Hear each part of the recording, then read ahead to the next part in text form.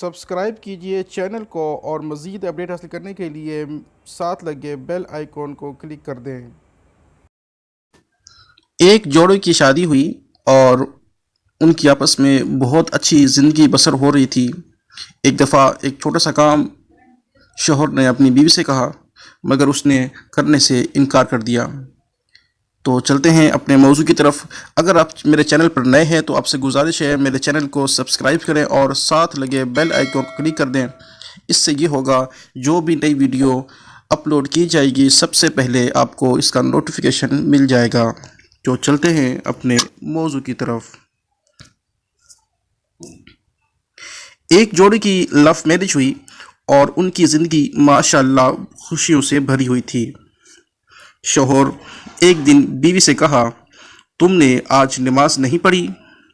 بیوی بولی، میں تھک گئی تھی اس لیے نہیں پڑھی، صبح پڑھ لوں گی۔ شوہر کو یہ بات بہت بری لگی، مگر اس نے بیوی سے کچھ نہ کہا، خود نماز پڑھی، تلاوت کی اور سو گیا۔ شوہر دوسرے دن بیوی کے اٹھنے سے پہلے ہی نماز پڑھ کر دفتر کے لیے روانہ ہو گیا۔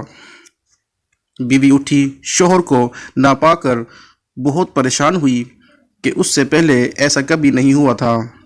پریشانی کے عالم میں شوہر کو فون کیا لیکن کال اٹینڈ نہیں ہوئی۔ بار بار کال کی مگر جواب نہ آیا۔ بیوی کی پریشانی بڑھتی جا رہی تھی۔ کچھ گھنٹے بعد کال کی تو شوہر نے اٹینڈ کی۔ بیوی نے ایک ہی سانس میں نہ جانے کتنے سوال کر دیے، کہاں تھے آپ؟ کتنی کالز کی میں نے، کوئی جواب نہیں دیا آپ نے، پتہ ہے میں کتنی پریشان ہو گئی تھی، آپ کو میرا ذرا خیال نہیں، آپ مجھ سے پیار نہیں کرتے، فلاں فلاں۔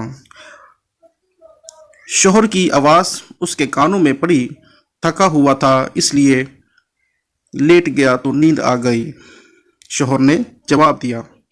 بیوی بولی، 2 منٹ کی کال کر کے بتا دیتے تو کتنی تھکاوٹ بڑھ جاتی، آپ کو مجھ سے ذرا پیار نہیں۔ شوہر نے تحمل سے جواب دیا، کل آپ نے بھی تو اس پروردگار کی، اس اللہ عز و جل کی کال کو نظر انداز کیا، اگنور کیا تھا۔ کیا آپ نے حی علی الفلاح کی آواز نہیں سنی تھی؟ وہ اللہ عز و جل کی کال تھی جو آپ نے تھکاوٹ کی وجہ سے نہیں سنی۔ اس وقت بھی 5 منٹ کی بات تھی۔ نماز پڑھنے سے آپ کی تھکاوٹ کتنی بڑھ جاتی۔ کیا آپ اپنے پروردگار کو اتنا بھی پیار نہیں کرتی جس نے آپ کو سب کچھ دیا؟ کیا اللہ عز و جل کو یہ بات پسند آئے گی؟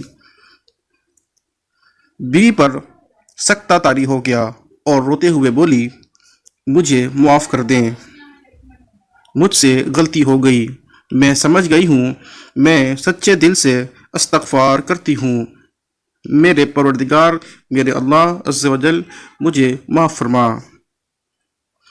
سچا شریک حیات وہی ہے جو آپ کو دنیاوی تحفظ اور خوشیوں کے ساتھ آخرت میں بھی سرخرو کروائے اور آپ کے ساتھ کھڑا ہو اور آپ کو کبھی بھی پٹکنے نہ دے۔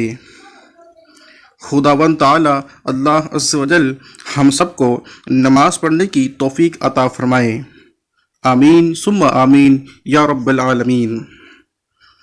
اس پیغام سے ہمیں یہ درس ملتا ہے